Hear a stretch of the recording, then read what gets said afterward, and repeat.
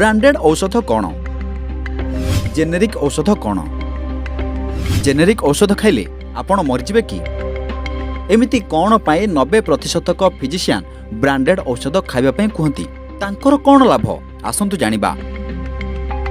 आपण माने ब्रांडेड एवं जेनेरिक औषध विषय रे जानिकी चकित होइजिबे। आजिका दिन रे घरे घरे औषध खाइबारे लागिछंती एमिति कि औषध न खाइले बंचिबा कष्टसाध्य होई जाउछि। किछि रोग हेले जने साधारण लोक डाक्तरखाना जाउछि से रोगी लक्षाधिक टंकार औषध न खाई पारि मृत्यु मुखको ठेली हो जाउछि। आपण जानते कि जो औषध आपण 400 टंकारे किणुछंती से औषध 50 टंकारे मिली परिबो। हाँ आज्ञा आपण ठीक शुणिछंती 400 टंकार औषध 50 टंकारे मिली परिबो। आसंतु प्रथमे जानिबा औषध किपरि प्रस्तुत करा जाय। प्रत्येक रोग पई केमिकल व्यवहार करा जाय थाए। से केमिकल रो मूल्य किछि पैसा होई थाए। से केमिकल रे औषध प्रस्तुत हेबा परे एवं ताकू पैकेज कला परे टोटाल 1 टंकारु 5 टंका लागि थाए।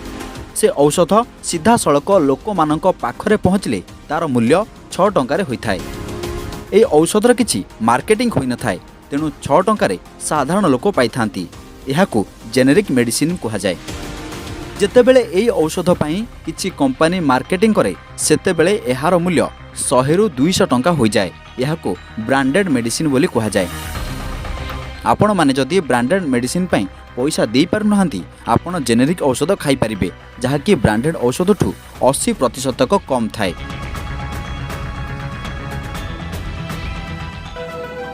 विभिन्न रोगर कारण और निराकरण संपर्क में डाक्तर को जानिबा पई हेल्थ ओडिसा यूट्यूब चैनल को सब्सक्राइब करंतु एवं healthodisha.com को जाई स्वास्थ्य संबंधी समस्त तथ्य पातु।